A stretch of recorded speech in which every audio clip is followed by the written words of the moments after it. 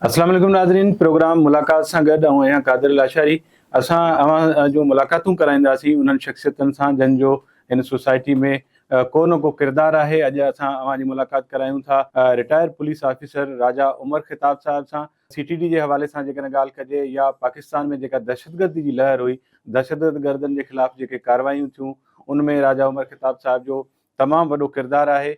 राजा उमर ख़िताब सां ॻाल्हि ॿोल कंदासीं। आपकी बहुत बड़ी मेहरबानी, आपने हमें टाइम दिया और अभी मतलब आप बिज़ी भी होंगे, अभी अभी आप रिटायर हुए हैं, तो ज़ाहिर बात है हर कोई अप्रोच कर रहा होगा और आपने पहले हमें टाइम दिया है, ये आपकी मेहरबानी है। बहुत हम शुक्रिया। चाहेंगे कि पाकिस्तान में जो दहशतगर्दी की लहर आई 9/11 के बाद, मेरे ख्याल में जो पूरी दुनिया में दहशतगर्दी फैली, उसमें ये लहर पाकिस्तान तक भी पहुंची। यहाँ फिर तहरीक तालिबान, दाइश, उसके बाद बहुत सारे जो दहशतगर्द ग्रुप हैं वो सरगर्म हुए। आप क्या कहेंगे जब 9/11 के बाद पाकिस्तान में दहशतगर्दी की लहर आई, तो उस टाइम पुलिस तो सिर्फ ये ज़ाती झगड़े और डाकुओं के खिलाफ कार्रवाई में पुलिस को तरबियत थी, पुलिस हमारी जो है सिंध पुलिस तरबियत याफ्ता नहीं थी। तो आपको कितनी मुश्किल पेश आई और आपने कैसे दहशतगर्दों के खिलाफ या दहशतगर्दों को डिटेक्ट करने में, उनके खिलाफ कार्रवाई में कैसे आप लोग पुलिस को मतलब कितनी तकलीफ आई? दरअसल 9/11 के बाद तो खैर दहशतगर्दी का बहुत ही बड़ा एक सिलसिला शुरू हुआ पाकिस्तान में। ख़ास तौर पर सबसे ज़्यादा कुर्बानियाँ भी पाकिस्तान ने ही दी इस सिलसिले में।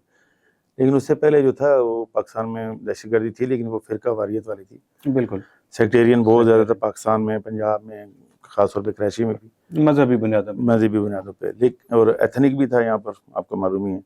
लेकिन जब 9/11 हो गया तो उसके बाद कराची जो है ख़ास तौर पे वो मैदान जंग बन गया एक किस्म का। यानी ये समझेंगे टेररिज्म के लिए गेटवे बन गया था। हर किस्म का टेररिस्ट यहाँ से गुजरता था। तो सबसे पहला जो केस हुआ था यहाँ, आपको मालूम होगा, मशहूर केस था डैनियल पर्ल का। उसके बाद फिर पहला खुदकश हमला हुआ हमारे मोमिन पिक होटल के सामने, फ्रेंच हमारे इंजीनियर से, जो हमारी एक PIDC पे। जी हाँ, PIDC पे जो आप दोस्त बना रहे थे, उनके ऊपर खुदकश हमला हुआ था गाड़ी में।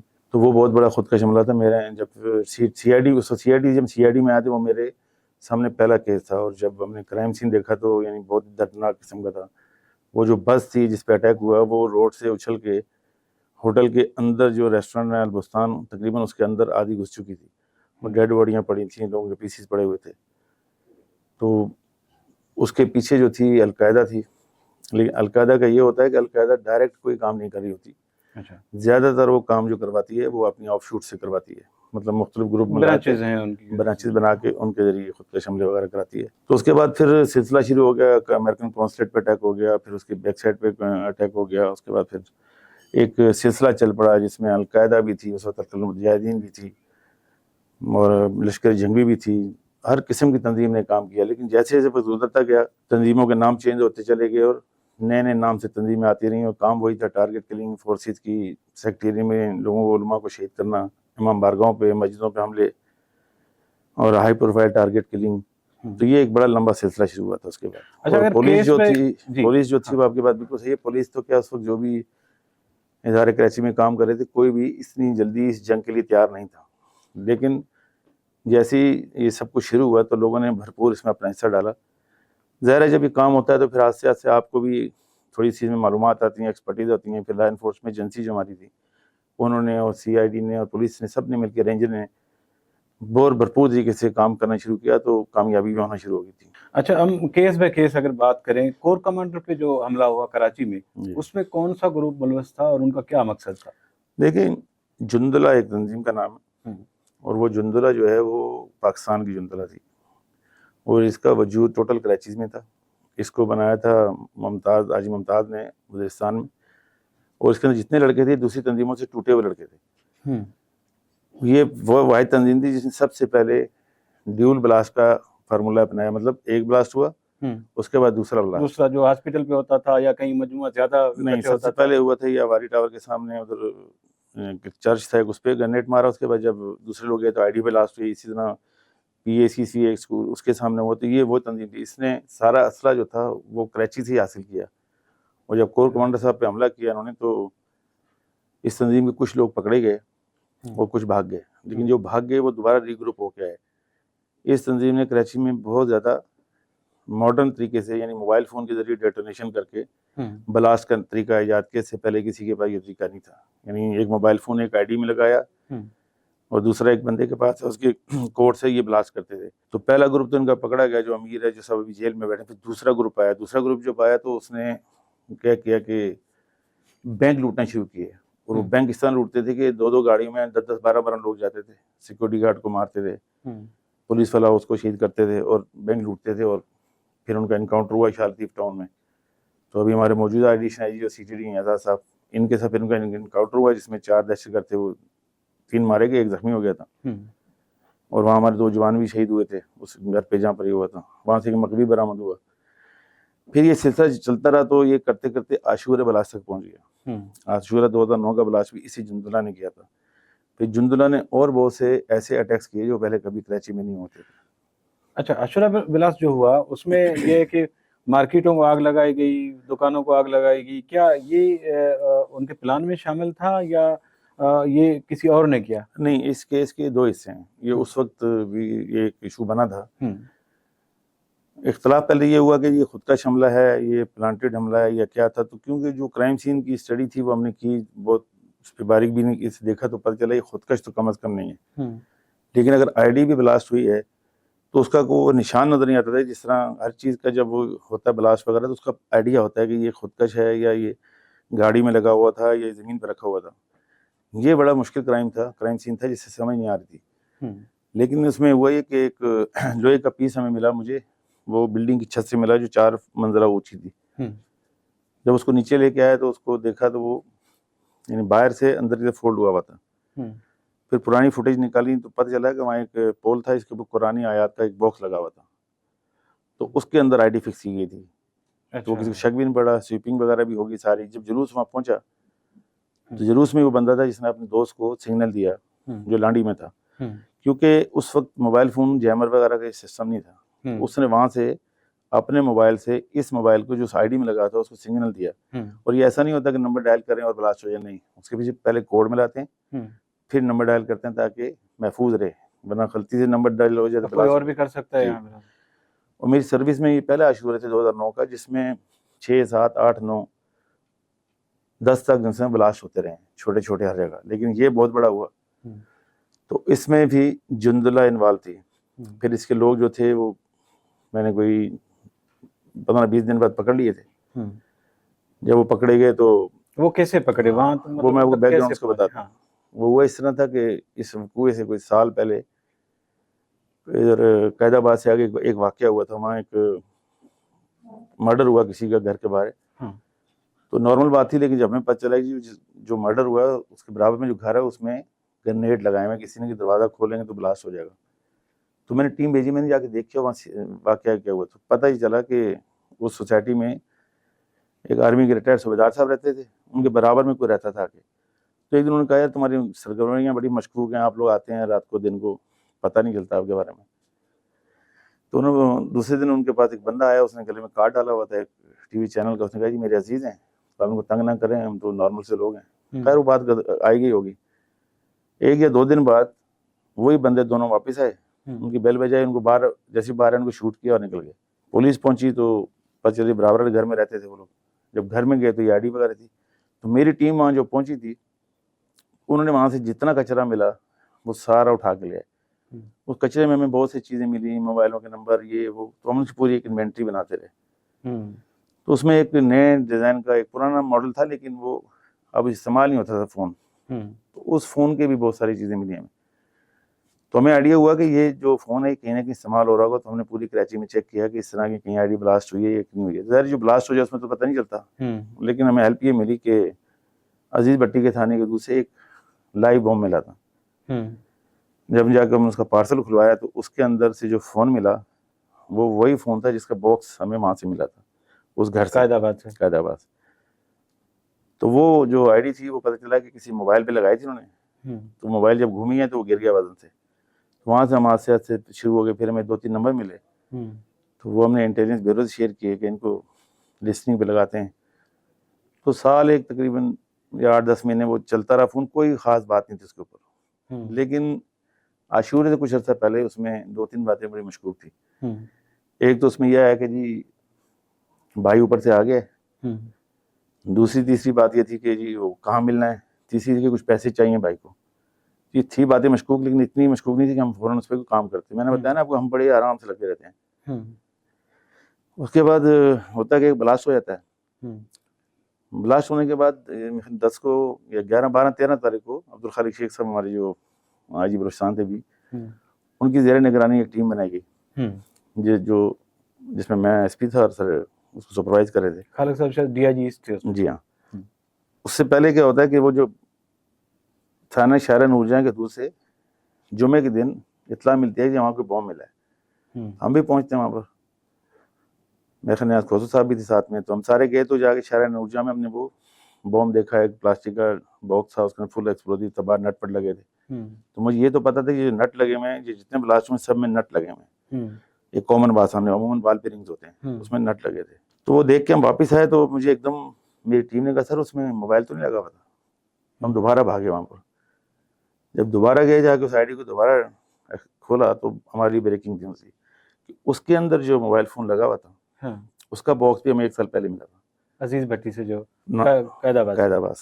اب آپ سمجھ رہے ہیں، قائد آباد ادھر سے 2 ایویڈنس ملی. ایک تو جو عزیز بھٹی سے ملا فون، اس کے اندر جو موبائل فون لگا ہوا تھا اس موبائل فون کی امی اور اس کا جو باکس تھا نا وہ ہمیں وہاں سے ملا تھا، قائد آباد سے. وہ میچ جیسی ہوئی ہمارے لیے بریکنگ تھی. میں سیدھا آئی صاحب کے پاس گیا تو میں نے کہا سر ہم بندے اٹھا لیں گے، اس میں ہمیں شک ہے کہ فلاں لوگ ہوں گے. تو خیر وہ بندے پکڑے گئے. جب بندے پکڑے گئے تو ہم نے ساری ورکنگ کی تھی وہ کون ہے کیا کرتے ہیں. تو رات کے ٹائم عبدالخالق شیخ صاحب اور ہم سارے گئے تو انڈا موڑ سے ہم لائیو بم انہوں نے ریکور کروایا. وہ بالکل بلاک بم بنا ہوا تھا جیسے اینٹ پڑی ہوتی ہے. اس میں تقریباً 4 kg کے لیے ایکسپلوزیو لگا ہوا تھا. نیٹ کمپلیٹ آئی ڈی تھی، لیکن وہ کسی وجہ سے انہوں نے وہاں چھپا دی تھی کہیں پڑ نہ جائے. وہ لے کے آئے تو اس کے بعد یہ کیس کھل گیا سارا. اب جب یہ کیس اوپن ہو گیا تو پھر وہی جو اختلاف آپ کہہ رہے ہیں یہ پری پلان تھا کیا تھا. انہوں نے ہمیں بتایا کہ جی ہم نے اس قرآنی آیات کے باکس کو مارک کیا تھا. 2 دن پہلے ہم نے اس کے تالا کاٹا، قرآن پاک کے وہ اوراق نکالے، اس آئی ڈی کو اندر لگا کے ہم نے اپنا تالا لگا دیا تھا. تو موبائل فون جو تھا وہ اس میں 8-10 دن تک کی بیٹری ہوتی تھی. تو جب عاشورے والے دن وہاں پہنچا جلوس تو ہمارا لڑکا جو آگے تھا اس نے وہاں سے مس کال دی، ہمیں پتہ چل گیا تو لانڈی والے نے بلاسٹ کر دیا. یہ تو ہو گیا بلاسٹ. اب آفٹر بلاسٹ جو کہہ رہے ہیں نا پلاننگ، اس پہ تھوڑا سا ایک اختلاف ہوا تھا جی یہ کیا تھا. تو میں نے اسے یہ کہا تھا، میں نے کہا اس کے 2 پارٹ ہیں. یہ جو اٹیک ہوا ہے نا یہ ٹوٹل ریلیجیس ہے، یہ سیکٹیرین معاملہ ہے. اس کے بعد جو ہوا ہے وہ اس کا ری ایکشن ہے. پری پلان نہیں تھا، لیکن جو ہوا وہ پرانی ایکسپرٹیز ہوتی ہیں لڑکوں کی. کراچی کے لوگ تھے، کراچی میں آگ لگاتے بھی رہے ہیں، ہوتی بھی رہی ہے. تو اس لیے پھر 2 ٹیمیں الگ الگ بنی تھی، بلاسٹ اور آفٹر بلاسٹ. آفٹر بلاسٹ والی جس نے بھی کی ہے اس کی رپورٹ ہوگی، لیکن بلاسٹ تک میں نے ثابت کیا کہ یہ سیکٹیرین تھا. اس وقت پھر کچھ لوگوں نے مانا، کچھ لوگوں نے نہیں مانا، بولتے بندے صحیح ہیں کوئی غلط ہے. پھر کچھ عرصے بعد 6 مہینے میں لگتا ہے مجھے یاد نہیں صحیح، سٹی کورٹ پہ حملہ ہوتا ہے اور پتہ چلتا ہے جی وہاں ایک ملزم مارا گیا اور 3 بھاگ گئے. ہم بھی پہنچے وہاں پر، ہمیں نہیں معلوم تو کون بھاگا ہے. جب وہاں پہنچے تو پتہ چلا جو 4 بندے ہم نے پکڑے تھے ان کے ساتھیوں نے جو باتھ روم تھے اس کے اندر ان کے لیے سامان رکھا ہوا تھا، گرنیٹ اور پسٹل. یہ واش روم گئے، ہتھکڑی لگی تھی ان کو، واش روم میں گئے، وہاں سے انہوں نے ایک نے اپنی ہتھکڑی کاٹی، ایک نے ہاتھ پہ لپیٹی، گرنیٹ اور پسٹل اٹھائے، باہر آئے، پولیس والے کو شہید کر دیا.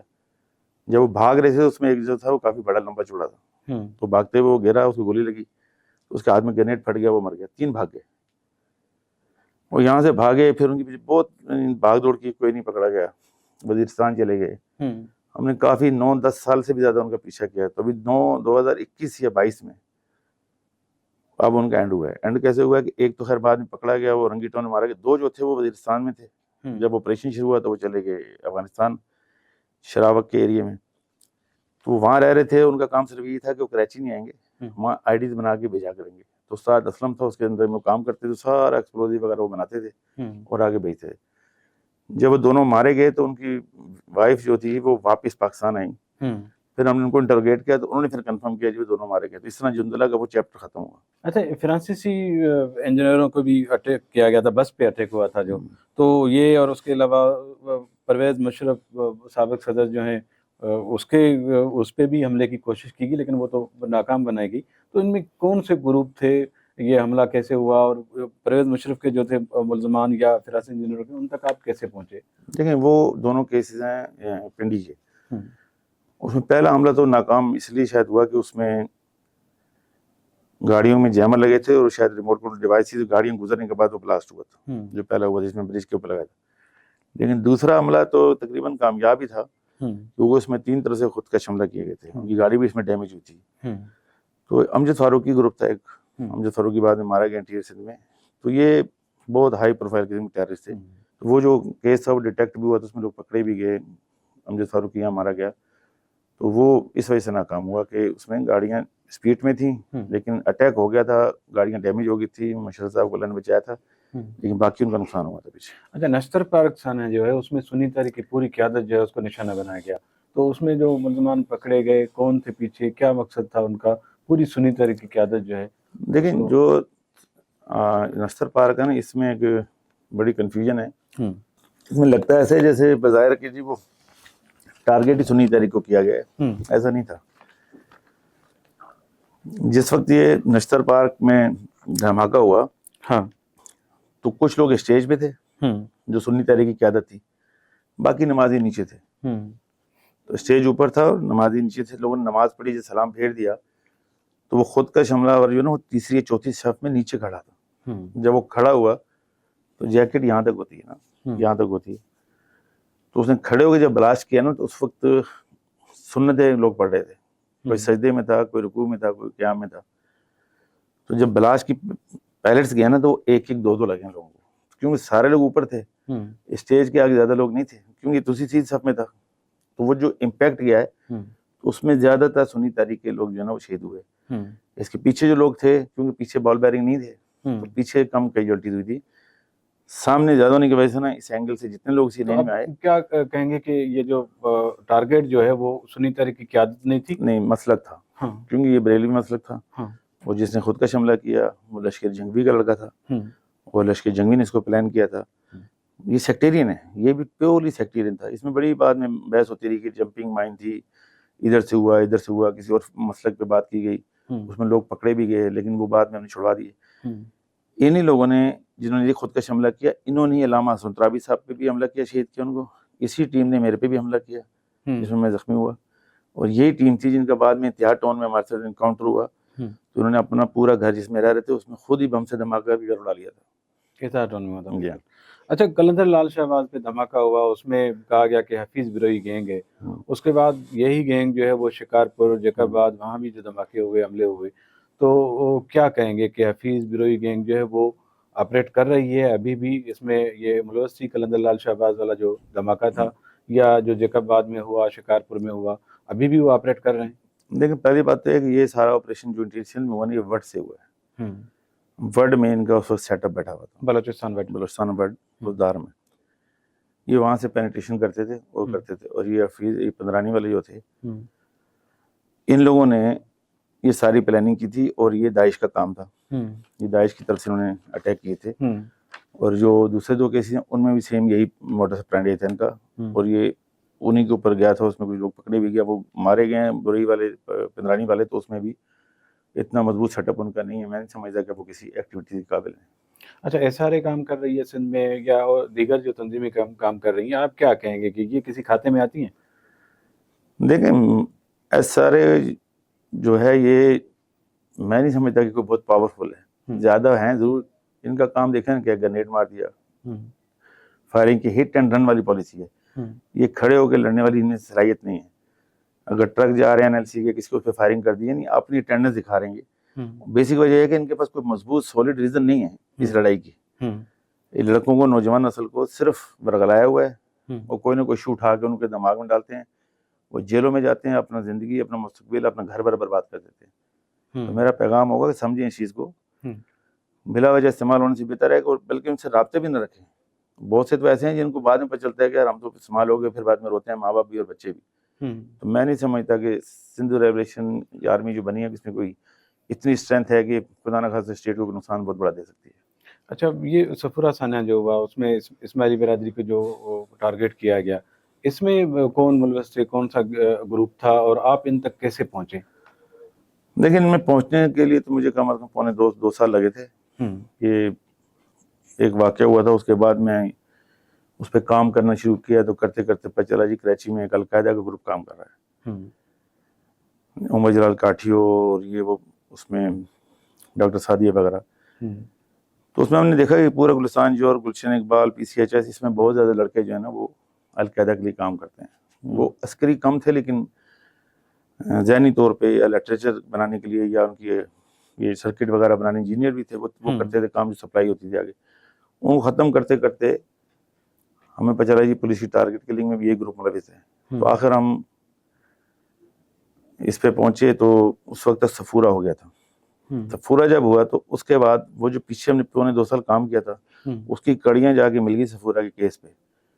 تو میں نے آپ کو بتایا نا کہ ہم بہت کام کرتے رہتے ہیں, چیزوں کو جوڑتے رہتے ہیں اور بلا وجہ کچا کام نہیں کرتے. کچا کام سے مراد یہ کہ جلدی سے ہاتھ نہیں ڈال دیتے کہ کہیں یہ نہ ہو کہ چیز مس ہو جائے, اور پھر وہ جو اصل مقصد ہے, ہمارا مقصد ہوتا ہے نیٹ ورک ختم کرنا. 1 یا 2 بندے پکڑ کے 2 کیس حل کرنا کوئی مقصد نہیں ہے. نیٹ ورک ختم ہوگا تو آپ کے شہر میں سکون آئے گا. اور آپ دیکھ لیں جتنے بھی ہم نے کیسز کیے ہیں کم از کم اس طرح کی وارداتیں نہیں ہوئی. تو اس کے اندر القاعدہ سے نکلا ہوا گروپ جو آپس میں ناراضگی ہو گئی تھی, جو داعش میں جانا چاہتے تھے, انہوں نے اس میں کارروائی کی تھی.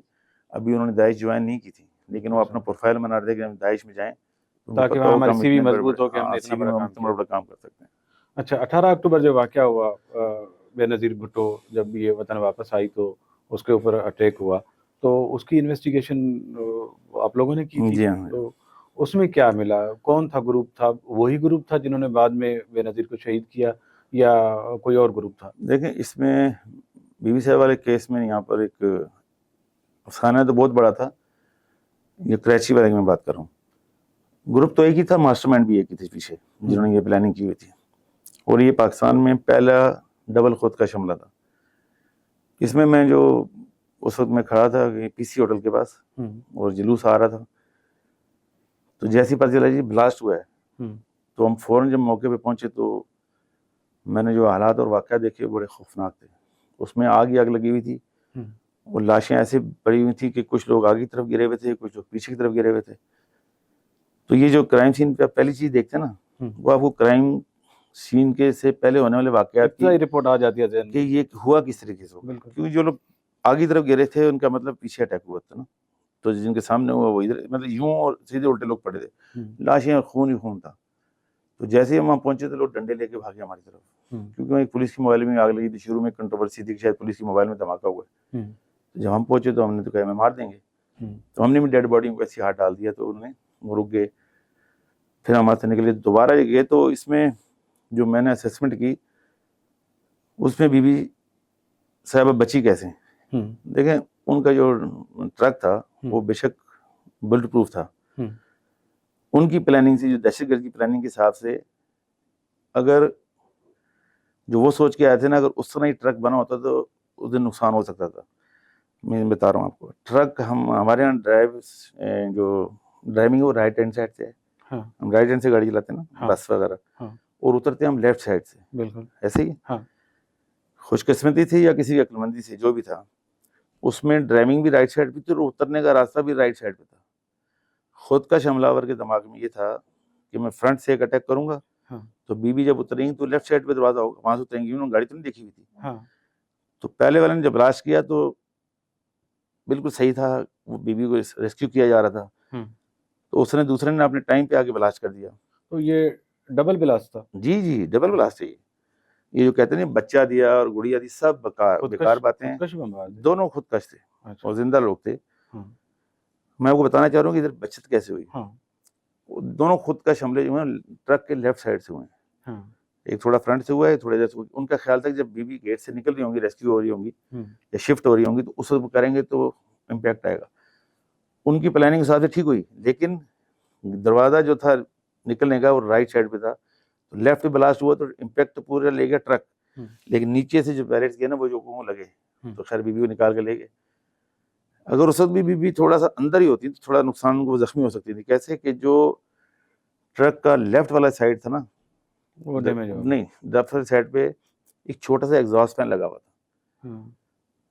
گاڑی پوری اس ایگزاسٹ فین سے اس کا اتنا امپیکٹ اندر آیا کہ کموڈ بھی اکھڑ گیا, اس کے اندر کی لگی ہوئی شیٹیں بھی اکھڑ گئیں, اور جو صوفے وغیرہ تھے وہ بھی الٹ ہو گئے تھے.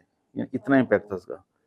تو وہاں سے بچت ہوئی, بی بی صاحبہ کو لے کے چلے گئے. صبح پھر جب ہم لوگ گئے تو کرائم سین کو دوبارہ وزٹ کیا, تو وہاں سے ہمیں وہ اسٹرائکنگ سلیپ ہوتی ہے جو خود کا حملہ اور استعمال کرتا ہے, وہ بھی ہمیں ریکور ہو گئی تھی.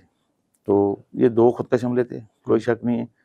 بچت کی وجہ صرف الحمدللہ یہ تھی کہ اچھا بی بی کو کس نے بچایا, کون اس کو وہاں سے لے کے گیا پھر جیسے یہ دھماکہ ہوا اس کے دیکھیں بعد؟ میرے خیال میں ان کے ساتھ جو ٹیم تھی, میرے خیال میں ہمارے پیر فری جان سلیم صاحب, ذوالفقار مرزا صاحب تھے, یا اس وقت جو بھی ٹیم تھی, کیونکہ ہم تو پھر انویسٹیگیشن میں لگے, جب پتہ چل گیا وہ محفوظ ہیں الحمدللہ, تو نکل گئی ہیں. تو باقی تو ہمارا کام تھا کہ اس کو پھر انویسٹیگیشن کو وائنڈ اپ کرنا, لیکن وہ کیس ٹریس نہیں ہوا آج تک. اچھا اس کیس کے حوالے سے بات کرنا چاہتا ہوں کہ کیا ہوا اس کا پھر ابھی تک, مطلب وہ کیا چالان ہو گیا ہے, ملزمان نہیں, گرفتار دیکھیں ہو اس گئے؟ میں ملزمان نہیں پکڑے گئے, اچھا بالکل کلیئر بات ہے, اس میں ملزمان کوئی نہیں پکڑے گئے. لیکن اس کا اقرار تحریک طالبان پاکستان کے موجودہ امیر نور ولی نے اپنی بک میں بھی کر دیا کہ ہم نے کیا تھا, اور واقعی اس وقت کے حالات اور واقعات کو دیکھا جائے تو یہ انہی کے لگتا ہے, اور انہی کی یہ ٹارگیٹ تھی بی بی صاحبہ. اب وہ پیچھے پلاننگ, ماسٹر مائنڈ, یہ سب کچھ کر کے اور بیت اللہ محسود تک جاتے ہیں, تو میری ذاتی رائے میں یہ کام انہی کا تھا جنہوں نے کلیم کیا اس کو.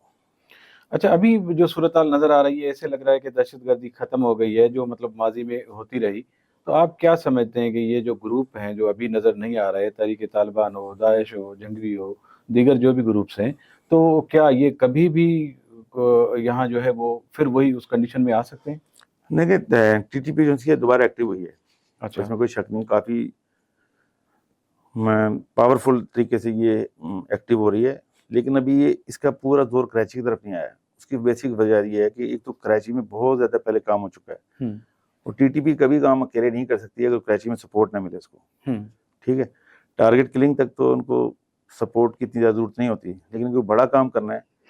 لیکن ابھی اگر وہ ایک کام کر لیتے ہیں تو پہلے کے مقابلے میں ابھی دیکھیں نا, وہ ایک دن میں 3 بلاسٹ کرتے تھے, ہفتے میں 5 ہو جاتے تھے, مہینے میں کتنے ہو جاتے تھے, تو لگاتار کام چلتا تھا.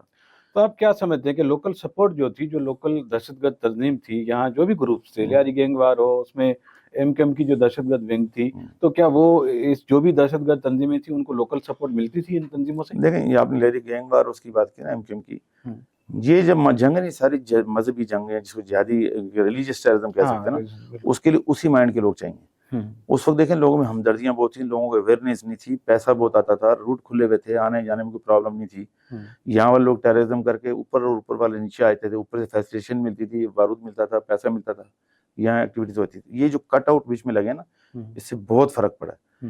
اور اب جو کراچی میں ان کے سلیپر سیل یا جو کچھ کہہ سکتے ہیں, وہ اس لیول پہ کبھی بھی ایکٹیو نہیں ہو سکتے جس لیول پہ 2015 تک تھے. یہ تو انشاءاللہ امید ہے ہمارے کو. اور یہاں آ کے اب ان کو کام کرنے میں ضرور کوئی نہ کوئی کاروائی کر سکتے ہیں, لیکن وہ بولیں جی اس طرح جس ریگولر چل رہا تھا معاملہ, انشاءاللہ نہیں ہوگا.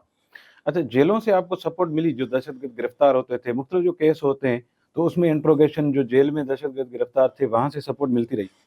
لیکن اس میں تھوڑا سا فرق ہے, جو تو موٹیویٹڈ لوگ ہیں نا, چاہے وہ کسی بھی تنظیم سے ہوں, ان سے آپ کو مدد نہیں ملتی, وہ آپ سے وہ تعاون نہیں کرتے, اور اگر وہ تعاون کر بھی رہے ہوتے ہیں تو وہ آپ کے رسک بھی ہوتا ہے. بعض اوقات وہ ڈبل گیم کھیلتے ہیں کہ آپ کو بھی انفارمیشن دی, ادھر بھی انفارمیشن دی, اور آپ کو ٹریپ کرا لیتے ہیں.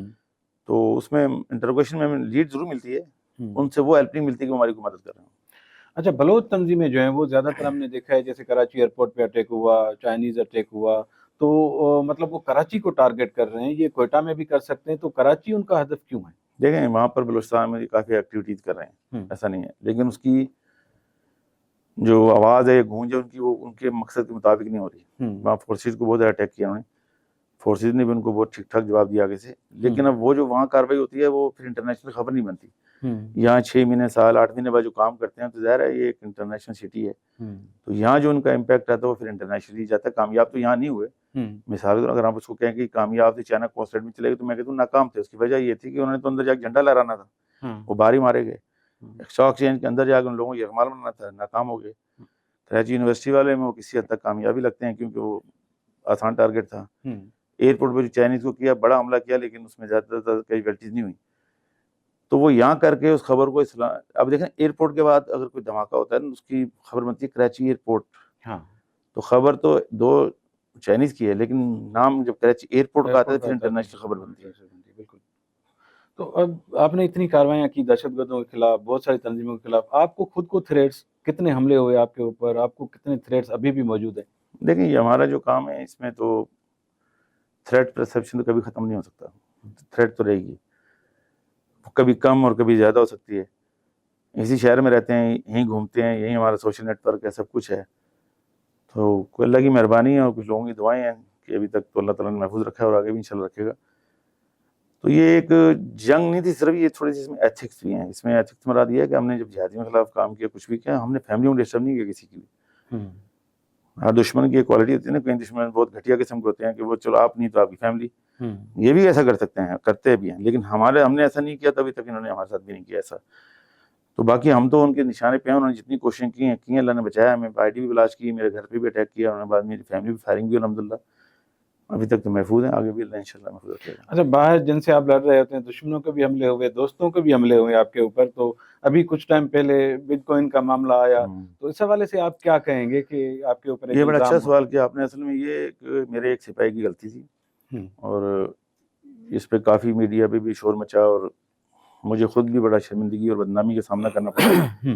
اور میں اس بات پہ اعتراف کرتا ہوں کہ یہ جو ایک سپاہی نے غلطی کی, آئی جی صاحب کا میں بڑا شکر گزار ہوں کہ انہوں نے مجھے 2 بار بلا کے سنا, اور یہ بھی اچھا کیا انہوں نے مجھے وہاں سے ہٹا کے سی ٹی ڈی سے اور انکوائری کی اس کی, اور میں خود اس کے حق میں تھا کہ اس طرح کی انکوائری. اس کی ایڈیشن آئی جی سی ٹی ڈی جو ہمارے تھے, عمران یعقوب مناز, عامر فاروقی صاحب نے انکوائری کی.